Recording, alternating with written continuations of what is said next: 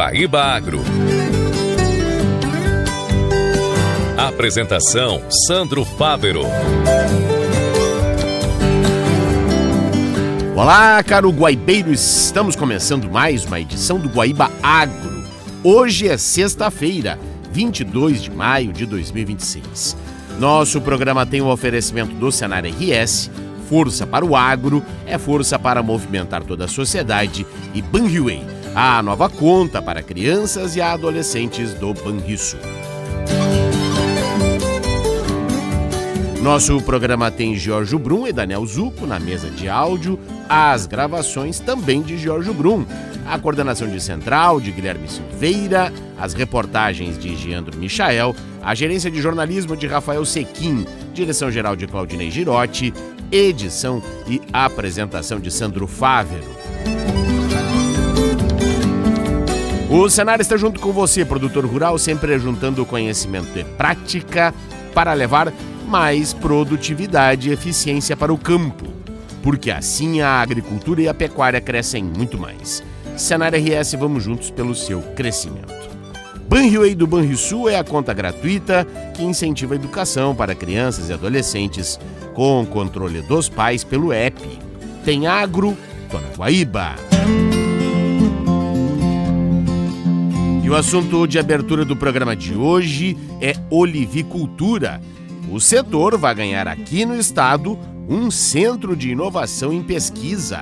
Após a assinatura de um protocolo para a criação de um centro de referência em pesquisa, desenvolvimento e inovação da olivicultura do Rio Grande do Sul, a expectativa é que a iniciativa comece a funcionar em breve. O centro é uma parceria do Instituto Brasileiro de Olivicultura, o IBROLIVA, com as Universidades Federal de Santa Maria, Federal de Pelotas, Federal de Ciências da Saúde de Porto Alegre, Secretaria de Inovação, Ciência e Tecnologia do Estado, Secretaria da Agricultura, Pecuária, Produção Sustentável e Irrigação e também produtores ligados ao Ibra Oliva.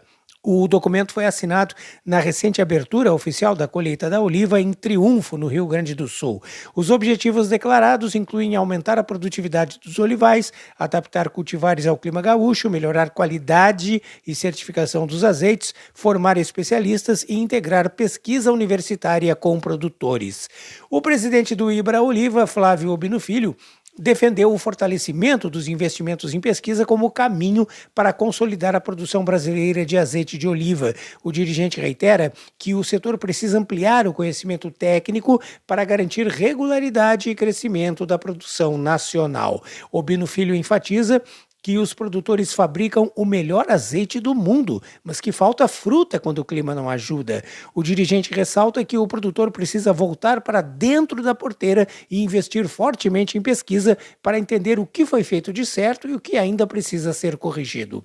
Já o diretor da Agência de Inovação, Inova, da Universidade Federal de Ciências da Saúde de Porto Alegre, Hélio Leães Rey, afirma tratar-se de uma iniciativa estratégica entre universidades, governo e setor produtivo para fortalecer a cadeia da oliva, que já coloca o Rio Grande do Sul como referência nacional na produção de azeite de oliva de alta qualidade. Entendemos, que a participação das universidades ela é fundamental, porque é a partir da ciência que nós vamos conseguir transformar os desafios existentes na cadeia em oportunidades e, com isso, gerando conhecimento, inovação e desenvolvimento econômico. No que se consegue aproximar pesquisadores, estudantes, produtores e instituições públicas, o centro propiciará para formar profissionais qualificados, estimular novos negócios e consolidar o nosso estado como referência nacional e agora também internacional em inovação na olivicultura. Rei acrescenta que o centro vai atuar no desenvolvimento de pesquisas aplicadas na transferência de tecnologia, também na qualificação de produtores e principalmente na geração de soluções inovadoras capazes de ampliar a produtividade, a qualidade e a sustentabilidade da produção dos azeites e derivados. Da agência AgroEffective, Arthur Chagas. Obrigado, Arthur. E agora a gente fala do Certificado Fitossanitário Eletrônico, um documento oficial emitido pelo Ministério da Agricultura que atesta a conformidade fitossanitária de produtos vegetais destinados à exportação.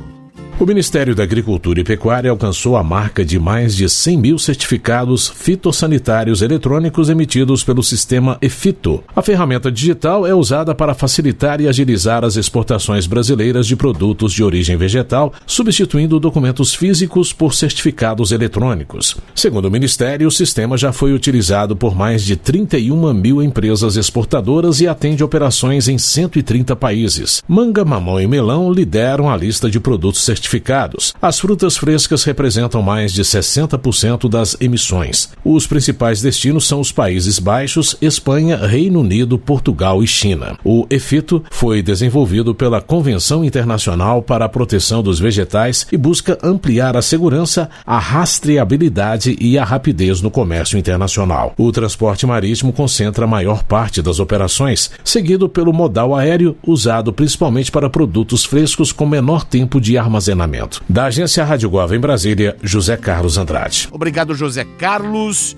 E o assunto agora no Guaíba Agro é o Programa de Aquisição de Alimentos, que lançou novo edital para a compra de produtos da agricultura familiar. Novo edital do Programa de Aquisição de Alimentos, o PAA, convoca os municípios a dizerem se querem contar com este instrumento. O PAA permite a compra de alimentos da agricultura familiar e os destina para quem precisa. O anúncio do edital foi feito pelo Ministério do Desenvolvimento e Assistência Social, Família e Combate à Fome durante a Marcha a Brasília em defesa dos municípios, que reúne prefeitos de todo o país. A secretária nacional de Segurança Alimentar e Nutricional do MDS, Lilian Raal, detalhou o edital. Nós iniciamos hoje esse processo que fica aberto aí nos próximos dias para que vocês possam dizer que querem continuar executando o nosso PAA para que nós possamos levar a compra de alimentos da agricultura familiar para os municípios que estão aderidos ao nosso SISAM, ao nosso Sistema de Segurança Alimentar e Nutricional, para municípios que estejam na Estratégia Alimenta Cidades, que estejam executando o Protocolo Brasil Sem Fome, municípios que vêm sendo afetados por calamidades climáticas.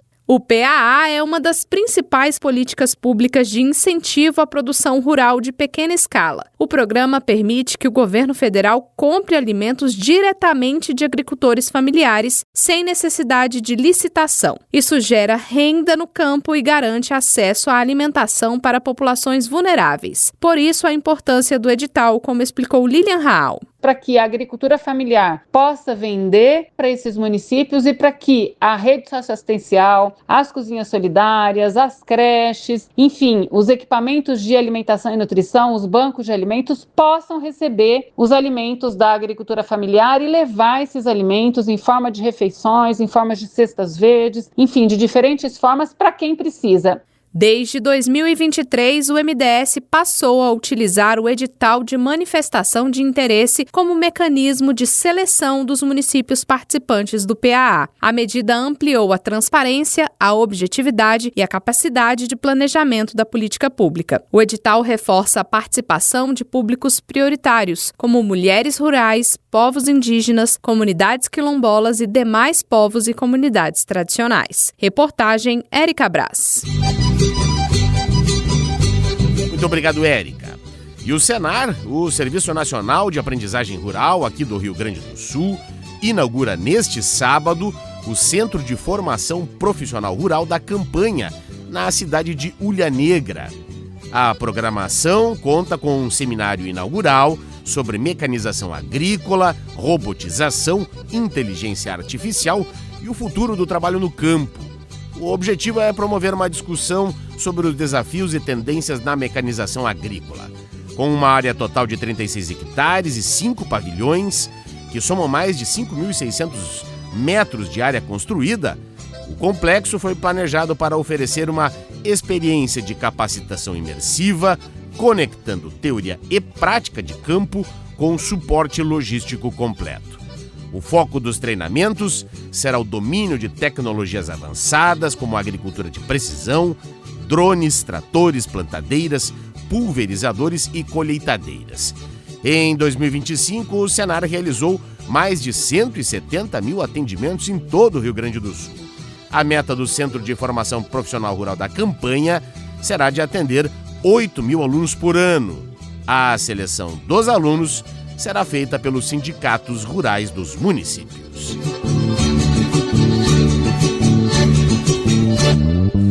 E assim a gente vai encaminhando o encerramento deste primeiro bloco do Guaíba Agro, no oferecimento do Senar RS, força para o agro, força para movimentar toda a sociedade, e Banriway, a nova conta para crianças e adolescentes do Banrisul. A gente vai para o intervalo e volta em seguida para falar de apicultura aqui no programa.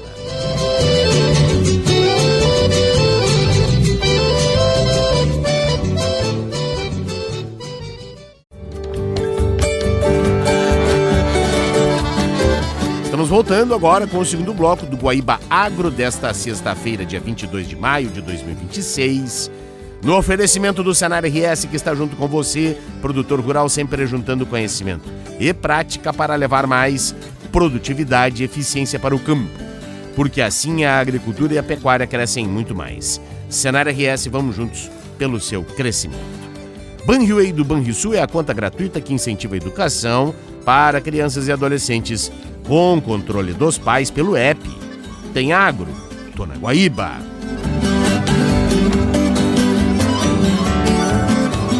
Bem, no Guaíba Agro, nós vamos falar neste segundo bloco sobre apicultura. Hoje, dia 22 de maio, se comemora o Dia do Apicultor. Na última quarta-feira foi o Dia Mundial das Abelhas, no dia 20.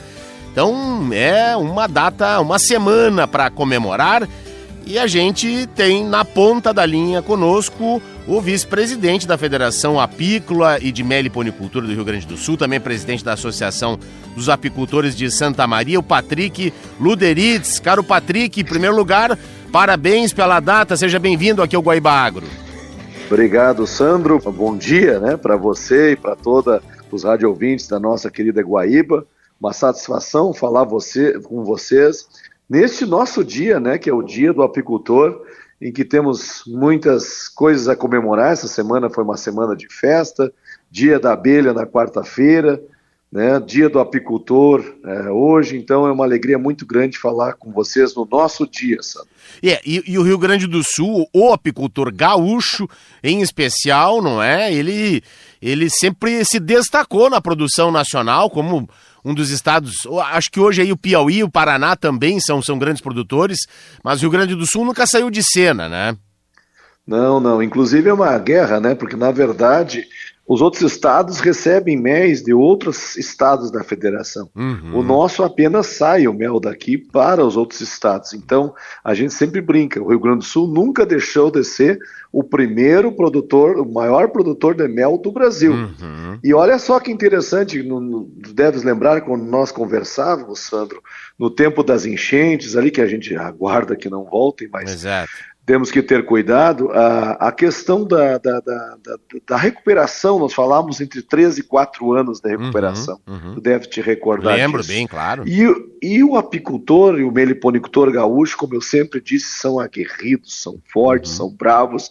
E por incrível que pareça, claro, graças a um empurrãozinho da Federação de Apicultura e Meliponicultura do Estado do Rio Grande do Sul, que conseguiu aquelas doações de rainhas, devo lembrar, aquela genética que veio de produtores do Rio Grande do Sul, produtores de rainha, de produtores de Minas Gerais, veio rainha de vários locais, e essa genética auxiliou muito os produtores ao ponto, se não me engano, nós passamos a média, que nós vimos com 9 mil toneladas de produção, e ela passou, se não me engano, pelos dados ali colhidos, em torno de 11 mil toneladas. É o número que a Emater estima exatamente esse, de 11 mil toneladas, superando as médias normais, que é de 9 mil, como você disse, não é? Isso aí. Aí tu vê, o que aconteceu? Houve essa questão do maior cuidado do apicultor com a genética, com os tratos das abelhas, com a questão de alimentação,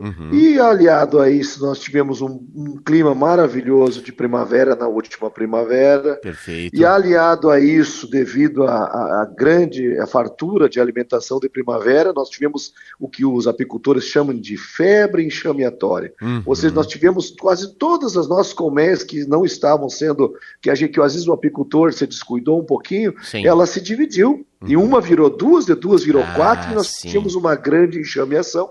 e graças ao grande arquiteto do universo, essas abelhas entraram nas colmeias, nas caixas vazias dos nossos apicultores, e nós tivemos aí uma retomada das abelhas perdidas, claro que não na totalidade, nós temos muito que recuperar ainda, mas uma grande recuperação na quantidade de enxames no nosso estado, e consequentemente, devido a todos esses fatores que eu comentei, nós tivemos uma grande produção de primavera, o que estava dando essa euforia aí nos órgãos de pesquisa, tudo, que nós tivéssemos tido uma super safra. E realmente, se nós tivéssemos tido os meses de março, abril e maio, sem frio, sem chuva, sem praguinhas, como por exemplo deu o pulgãozinho, que a gente chama, que dá que deu lá, o pessoal relatou muito lá na fronteira a questão do pulgãozinho, né? E nos eucaliptos, que é uma coisa até que fazia muitos anos que eu não via isso. Então o que houve? Não houve aquela super safra que nós uma grande safra, sim, uma safra muito, muito interessante para nós gaúchos, mas realmente não é aquela coisa que nós estávamos esperando. Mas uma boa safra, o mel de altíssima qualidade. Isso que eu ia lhe perguntar, Patrick, volume, mas também qualidade, não é? Mas qualidade, o mel do Rio Grande do Sul não tem para bater. Eu sou muito bairrista com o nosso Rio Grande do Sul, até me perdoe, mas o mel gaúcho, ele é fantástico. A nossa flora apícola, o nosso muito diversa, silvestre, né? Muito diverso, tanto essas flores de campo, essas flores de xirca, como a gente chama, florzinha de campo, como os matos silvestres, e principalmente o mato silvestre gaúcho, assim, é fantástico. Ele é um aroma, é um sabor, é uma claridade, é uma coisa assim, ó, eu não consigo entender uma pessoa não gostar de mel. O mel, ele é saúde, o mel é como eu sempre conversava contigo, o mel, quando ele é comido, quando ele é ingerido, todos os dias você tem uma super saúde. Agora, se você deixa para comer de vez em quando o sol está doente, é lógico que vai fazer efeito, mas se você tivesse comido antes, se você tivesse ingerido ele constantemente, como a Europa faz, como os outros países fazem, nem gripe pegava. É verdade, eu tenho certeza disso, é nosso mel. Até da soja, a gente não pode esquecer, não é? Que até dos grãos também as abelhas produzem mel, não é? São as abelhas produzem mel, né? Isso. Hoje a polinização do soja aumenta, como nós sempre conversamos, em torno de 10% a 17%, a canola em torno de 30%, o próprio arroz tem estudo agora que o arroz, que as abelhas polinizam o arroz e aumenta a quantidade de grãos nos arrozais. Olha que interessante. Então a questão do mel, e o mel, ele é produzido mel de soja, que é um mel muito, muito buscado hoje pela indústria, porque esse mel de soja ele demora para cristalizar. Então ele é muito bom para colocar, Sandro, naquelas bisnaguinhas, sabe? Para servir no pão, para servir. Então é um mel muito saboroso, muito suave. Tem o mel de nabo forrageiro, que é maravilhoso também. O mel de canola, ele não é puro, ele não é muito, o pessoal não gosta, mas ele para blend, ele clareia, ele deixa aquelas misturas de mel que o pessoal faz, é maravilhoso também. Perfeito. Ou seja, todo o mel que é produzido das nossas plantações, do nosso mato silvestre, das nossas xirquinhas, como eu digo, né, das florzinhas de campo, são maravilhosos, tem uma quantidade de minerais e vitaminas fantástica para a nossa saúde. Perfeito. Então, eu sou suspeito para falar, porque eu sou um apicultor apaixonado pelo que eu faço e apaixonado pelas abelhas. E também sou meliponicultor, apaixonado pelas abelhas nativas, sem ferrão também, nativas, que hoje eu tenho na minha casa sem problema nenhum, não precisando nem de roupa para trabalhar com elas, especial. Eu ainda sobre as enchentes, não é, de 2024, lá nos vales, aí, Rio Pardo e Taquari, que sofreu muito essa região ali, tem um projeto aí com o FIAPER, né, o Fundo de Apoio ao Desenvolvimento dos Pequenos Estabelecimentos Rurais, aí para que se recebam novas colmeias, né, mais de 1.000 colmeias, não é? Isso, nós estamos acompanhando esse processo junto com a Emater aí, é um processo maravilhoso. Eu sempre digo assim, ó, aquilo que nós estamos trabalhando lá no Parque Apícola de Taquari, o mesmo projeto esse que está fazendo hoje, nós temos condições de triplicar, quadruplicar esse projeto, ou mais ainda, de conseguir entregar genética, entregar enxames. Então nós estamos trabalhando com captação de recursos para o Parque Apícola de Taquari. Eu acredito que nos próximos meses nós vamos ter novidades, e eu vou avisar você e os radioouvintes da nossa querida Guaíba. Então hoje nós já recebemos escolas de várias localidades para conhecer as abelhas lá no nosso Parque Apícola de Taquari, que é essa parceria entre o Estado do Rio Grande do Sul e a Federação de Apicultura e Meliponicultura. Então nós estamos aí com esse trabalho. E eu acredito que esse projeto aí das pequenas da FEAPERS vai ser uma grande retomada, uma continuidade de recuperação, porque realmente, como tu falaste, tem locais que se recuperaram, tem locais que estão mais ou menos recuperados e tem locais que precisam ainda de muito auxílio. E a gente tem que ter essa visibilidade, esse entendimento que tem muitos produtores rurais que ainda precisam do nosso auxílio. Caro Patrick, no horizonte temos uma cada vez mais possível ocorrência do fenômeno El Niño. Qual é em acontecendo efetivamente, se for de grandes proporções, qual é a recomendação aos nossos apicultores gaúchos? Eu comentava muito com a Laila da Emater, que é a nossa grande técnica hoje da Emater, que cuida, que se debruça aí de apoiar os nossos apicultores e meliponicultores, com o pessoal da Emater, com o pessoal do Senar, com toda a assistência técnica. É um momento de sinal amarelo e alerta. Tá?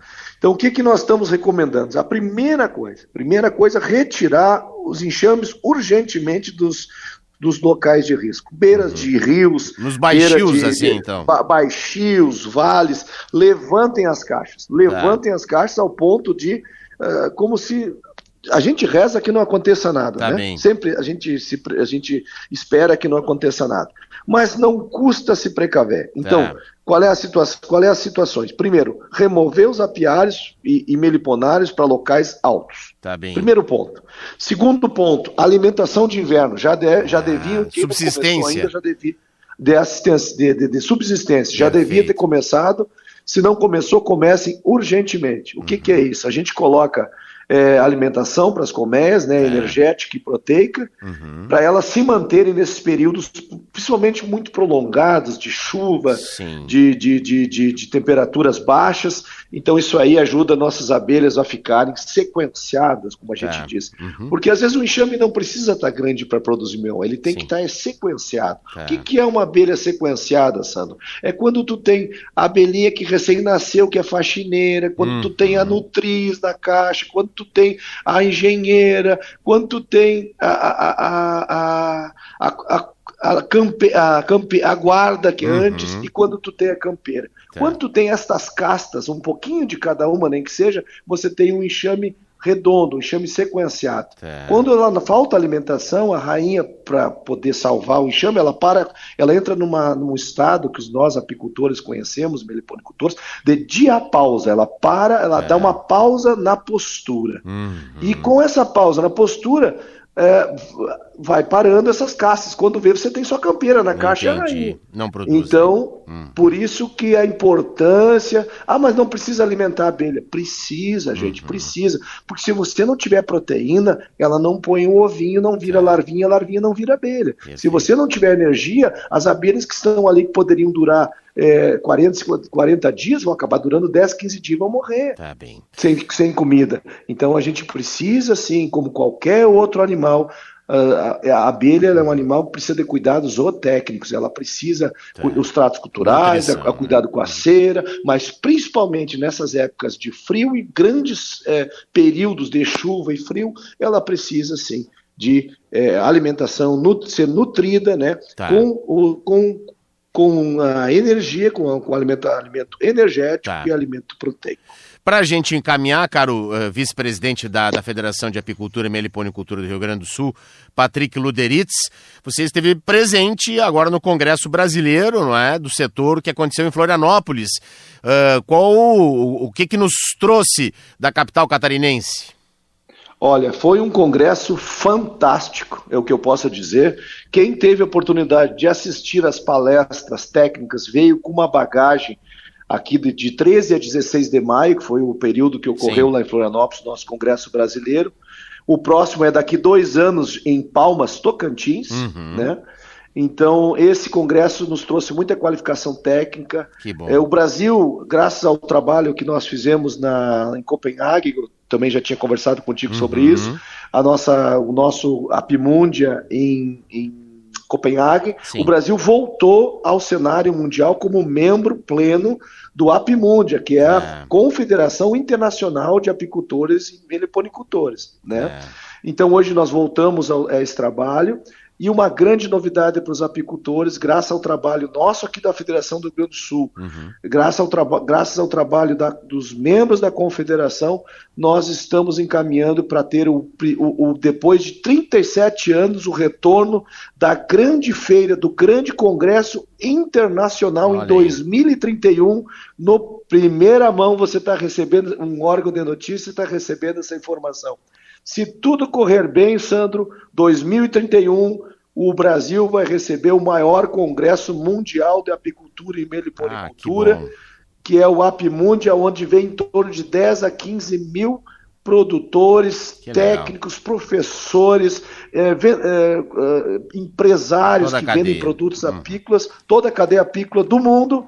A sede 2031, se o grande arquiteto do universo assim nos ajudar, vai ser o nosso Brasil, Sandro. Essa é a notícia alvissareira que eu queria dar para todos os nossos apicultores e meliponicultores. E toda vez que isso acontece, muda o cenário mundial. Por quê? Porque todo mundo se volta à produção do país que recebe esse evento. Perfeito. Aí isso melhora a venda de mel, isso melhora as exportações de mel, isso melhora a busca por produtos apícolas, centrífugas, garfos e todo o material apícola que o nosso Brasil produz com extrema qualidade, os nossos empresários. Então nós temos muita coisa boa. Estamos preocupados com a exportação? Estamos preocupados com a exportação com a Europa, que deu esse probleminha na questão de antibiótico, então, mas a gente acredita que isso vai se resolver muito brevemente, vai ser revertido muito rápido. A questão dos Estados Unidos foi revertido, um pouquinho mais caro, mas também a gente acredita que, como a safra deles, o frio, o outono começa lá por setembro em diante, então a gente espera também que esses países que consomem muito mel já venham buscar o nosso mel brasileiro. Como eu disse para o presidente da Apimúndia, o Dr. Peter Cosmos, e para todo o pessoal do que eu falo, fora do país, comam o mel do Brasil, e ele provou os nossos melos aqui, saiu impressionado com a qualidade do mel brasileiro. Nós temos o mel de melhor qualidade no mundo, sem dúvida, sem olha, dúvida nenhuma de errar, Sandro. Então, que fica a mensagem para os nossos apicultores, para terem fé, para terem tenacidade, para fazer como nós gaúchos fizemos sempre. Não nos entregamos, vamos continuar trabalhando, vamos continuar cuidando da qualidade do nosso mel, da nossa polinização e sempre honrando, a nossa abelha, as nossas abelhas com ferrão e sem ferrão, porque só juntos a gente é capaz de vencer as dificuldades e transformar o agro do Brasil cada vez mais forte, como nós viemos fazendo em todos esses últimos anos. Caríssimo Patrick Arend Luderitz, no dia do apicultor, quero agradecer o presidente então da Associação dos Apicultores lá de Santa Maria, também vice-presidente da Federação Apícola aqui do estado. Muito obrigado, parabéns mais uma vez pela data e conte com a gente sempre aqui na Rádio Guaíba. Muito obrigado, Sandro, e um parabéns a todos esses homens e mulheres e famílias que fazem da apicultura e da meliponicultura o seu ganha-pão e a sua paixão. E viva as abelhas e viva os apicultores. Um grande abraço. E assim vamos chegando ao fim de mais uma edição do Guaíba Agro, com oferecimento do Senar RS, força para o agro, força para movimentar toda a sociedade, e Banriway, a nova conta para crianças e adolescentes do Banrisul. Para você que perdeu alguma parte desta edição ou quer acompanhar novamente, acesse o nosso canal Guaíba Agro no Spotify, também no YouTube Music, no Deezer e ainda no Amazon Music. Nos reencontraremos neste sábado, às 8h30 da manhã. Até amanhã, um grande abraço e um ótimo fim de semana.